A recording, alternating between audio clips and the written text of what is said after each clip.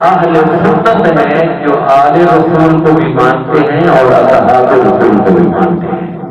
سبحان اللہ کا کہہ دینا کنجوسی نہ کیا کرے, مثال دے دیا کرے سبحان اللہ کی, اونچی آواز سے کہتے سبحان اللہ. تو آج یکم محرم ہے, حضرت عمر فاروق رضی اللہ تعالی عنہ کا یوم شہادت ہے. عمر کا یوم شہادت ہے. کون عمر؟ اللہ کے پیغمبر نے دعا مانگی تھی, حضور نے دعا مانگی تھی, اللہم اعز الاسلام بعمر, کہ اے اللہ عمر کی وجہ سے اسلام کو برکت دے.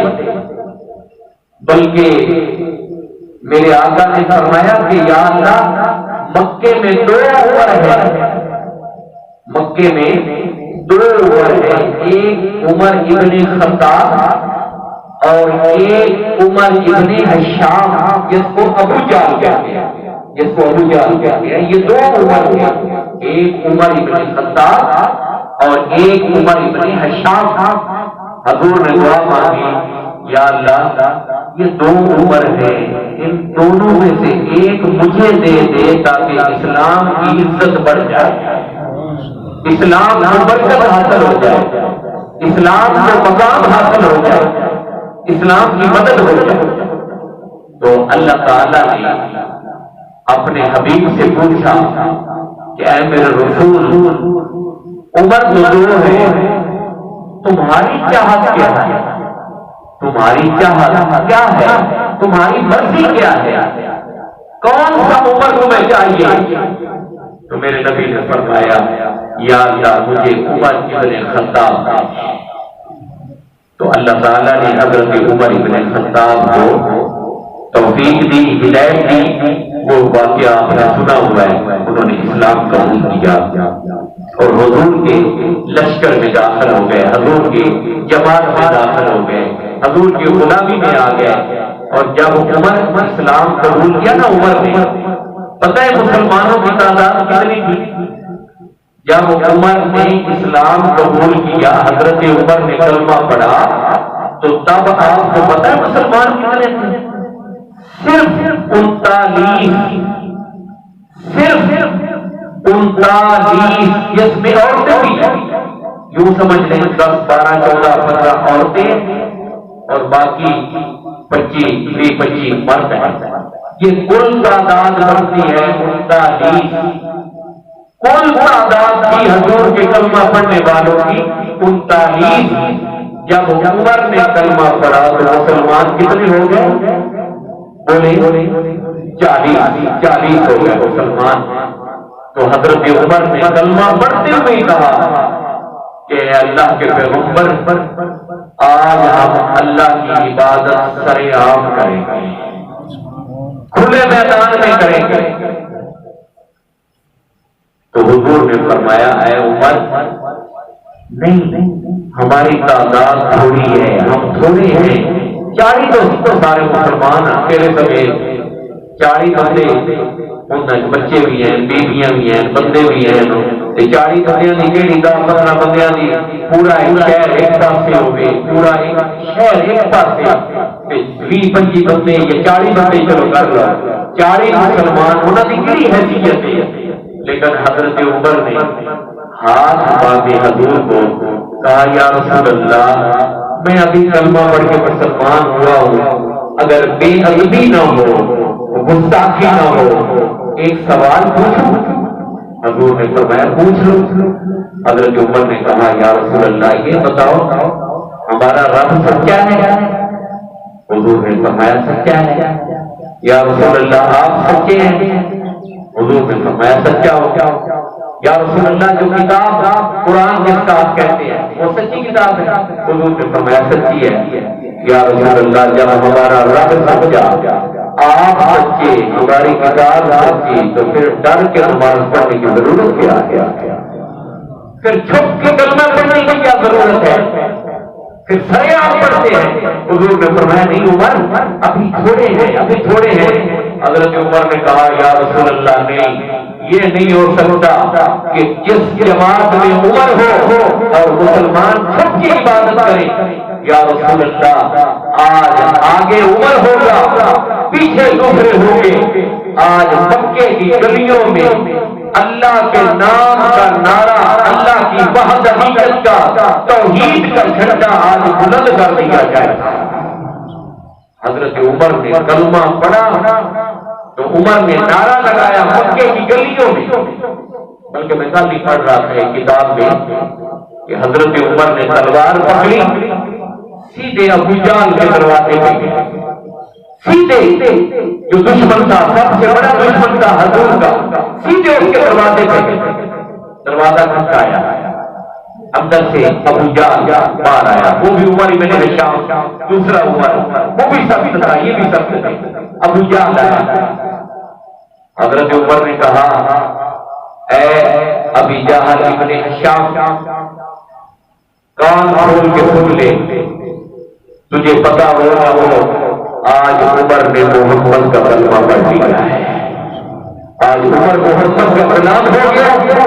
تو نے لڑنا ہے تو دروازے سے باہر آ، لڑنا ہے تو دروازے سے باہر آ، اور بھیڑا کروانی ہے تو دروازے سے باہر آ. ابو جہل نے جلدی جلدی دروازہ بند کر دیا، دروازہ بند کر دیا، اندر چھپ گیا ابو جہل اور اندر بیٹھ کے رونے لگا. ہائے کیا ہو گیا، کیا ہو گیا کہ عمر ابن خطاب نے بھی کلمہ پڑھ لیا ہے محمد کا. ہم تو مارے گئے، ہم تو بردور ہو گئے کہ عمر نے بھی کلمہ پڑھ لیا. رونے لگ گیا ابو جہل. اور حضرت عمر فاروق مکے کی گلیوں میں اعلان کر رہے ہیں. اور اعلان کیا تھا عمر کا؟ فرمایا جس نے بچے یتیم کروانے ہیں وہ عمر کے سامنے آئے، جس نے اپنی عورت بیوہ کروانی ہے وہ عمر کے سامنے آئے، ورنہ آج عمر اللہ کے گھر خانہ کعبہ میں سرے عام عبادت کرے گا اور اللہ کا نام بلند کرے گا. آپ کو سمجھ آ گئی؟ عمر نے کلمہ پڑھا تو اللہ کا نام سرے عام لینے لگے. پہلے چھپ کے لیتے تھے مسلمان، ایک گھر میں چھپے ہوئے تھے سارے کے سارے.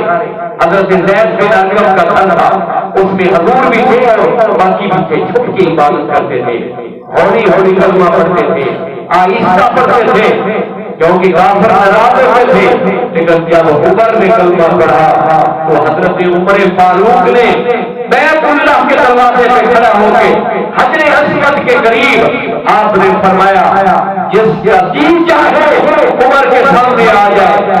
لیکن میرے بھائیوں کسی کی ضرورت نہ پڑی.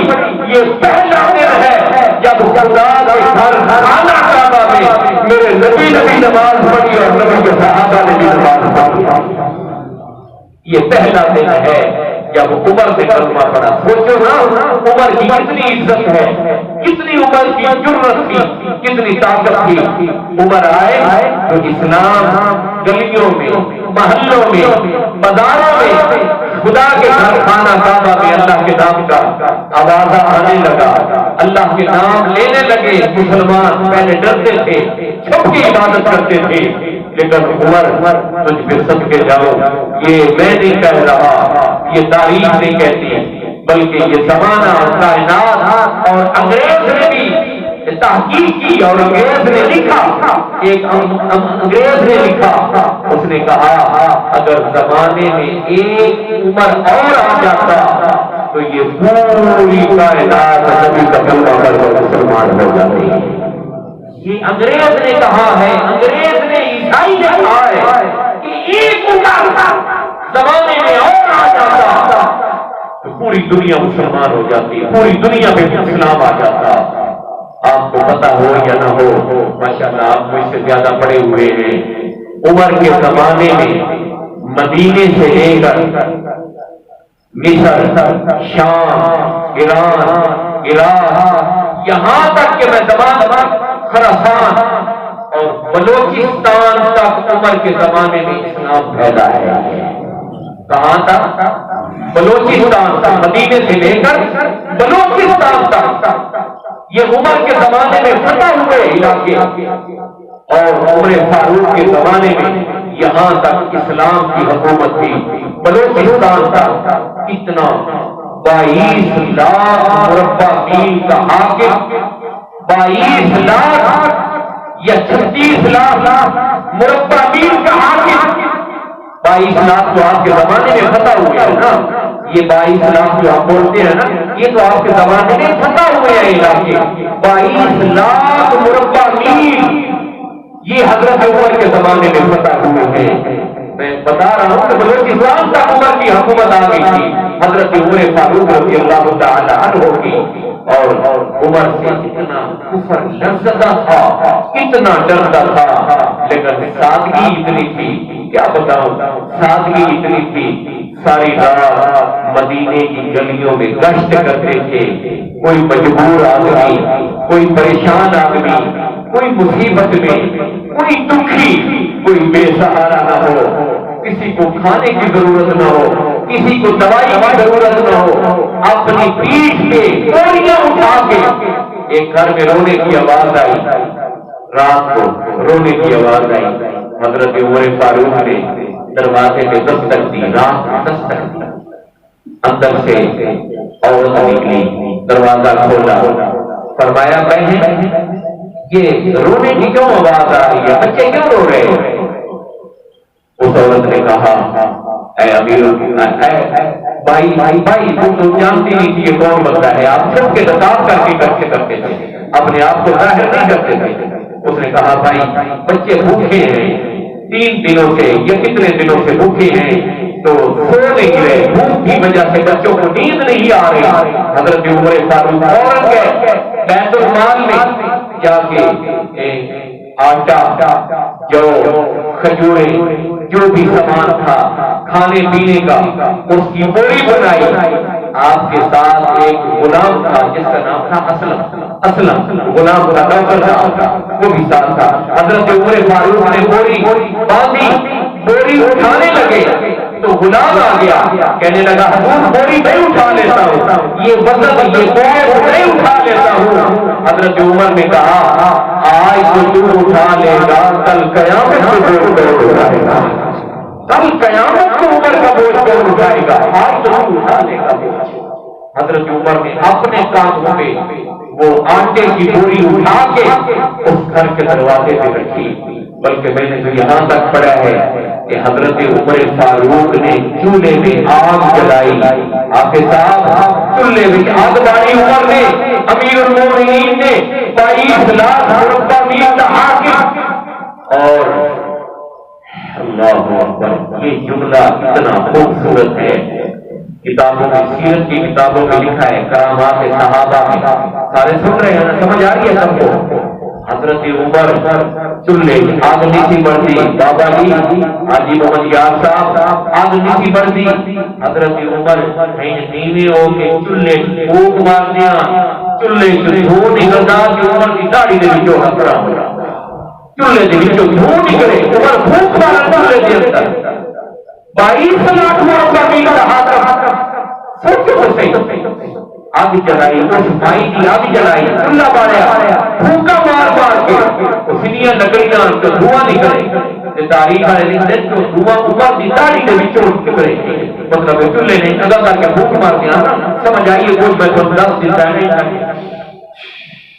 وہ دھواں کو نکل چولہے تو داڑھی کے وچوں نکل کے ہٹے حضرات محترم اتنی سادگی اتنا میرے نبی دا تربیت یافتہ عمر وہ عمر جس کو کفر لرزتا ہے جس کے نام کو شیطان ڈرتا ہے شیطان کرتا ہے عمر نے اور پھر میں یہ بھی گل پڑھی ہے حضرت عمر فاروق جس ویلے بھائی روٹیاں پکاؤن لگی نا ریاض صاحب حضرت عمر ہی گھوڑا بن گیا ویڑے چلن لگا ویڑے وہ بھائی پوچھیا ان کیوں کرتے پے فرمایا تیرے بچیاں کو خوش کرتا پیا گھوڑا بن کے تیرے بچیاں کو خوش کرتا پیا سمجھ کوئی نہیں آئی میرے خیال ہے اتنی میں تو اتنی کھول کے بات کر رہا ہوں زندگی حضرت عمر گھوڑا بنے نا زیادہ خوش ہو جاتے اب پیو ہوئے دادا ہوئے نانا ہوئے کہیں کر کے ٹور اندر کھا رہے تو بچے بج بج کے چڑھتے ہیں تو خوش ہوتے ہیں حضرت عمر گھوڑا بنے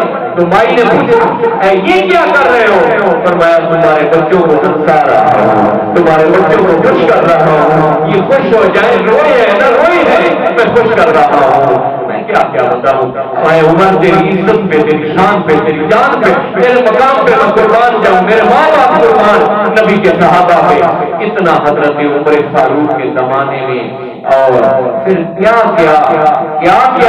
نہیں کیا عمر نے۔ محکمہ ڈاک بنایا تو عمر نے، محکمہ زکات بنایا تو عمر نے، مؤذن بنائے تو عمر نے، مؤذنوں کی تنخواہیں لگائی تو عمر نے۔ یہ جنازے کی 4 تکبیریں جو ہیں یہ عمر کے دور میں نافذ ہوئی ہیں، اور اسی طرح مسجد کا محراب بنا تو یہ عمر کے دور میں، اور رمضان المبارک میں قرآن کی تراویح کا اہتمام کیا تو یہ عمر کے دور میں۔ کیا کام عمر نے نہیں کیے، اور آج لوگ نے اگر برا کہیں تو انہیں شرم آنی چاہیے کہ جس عمر کی وجہ سے نبی نے دعا مانگی تھی، اللہ عمر کی وجہ سے، عمر کے وسیلے سے، عمر کی برکت سے اسلام کو عزت دے، اللہ اعز الاسلام بعمر، میرے نبی نے دعا مانگی ہے کہ اسلام کو عزت دے عمر کے نام سے۔ تو یہ ہے عمر۔ زیادہ وقت نہیں لینا چاہتا، کافی ہو گیا ٹائم، آپ بھی کہتے ہوں گے بھئی یہ چنگیشا ہو رہی، لگے رہتے سویرے بھی دہاڑی بھی کم بھی کوئی نہیں، اللہ کی رضا واسطے اور نبی کی رضا واسطے، اللہ نو راضی کرن واسطے سب کچھ کیتا ہے۔ اللہ تعالیٰ میری حاضری قبول فرما لے، اللہ پاک تواڈے تے بھی راضی رہے، تسی سنتے ہو بڑے اچھے طریقے نال خوش ہو کے بیٹھتے ہو، کوئی بھائی بھی نہیں ہوتا، اکا دکا بندے کو کچھ مجبوری ہوگی شاید کوئی چلا گیا ہوگا، ورنہ کوئی بھی بڑے احترام نال سنتے ہو۔ تو گزارش ہے یہ انشاءاللہ ذکر چلتا رہے، 2-4 دیہڑے حضرت عمر دیا بھی میں گلا تو دساں، کیونکہ نبی کے صحابہ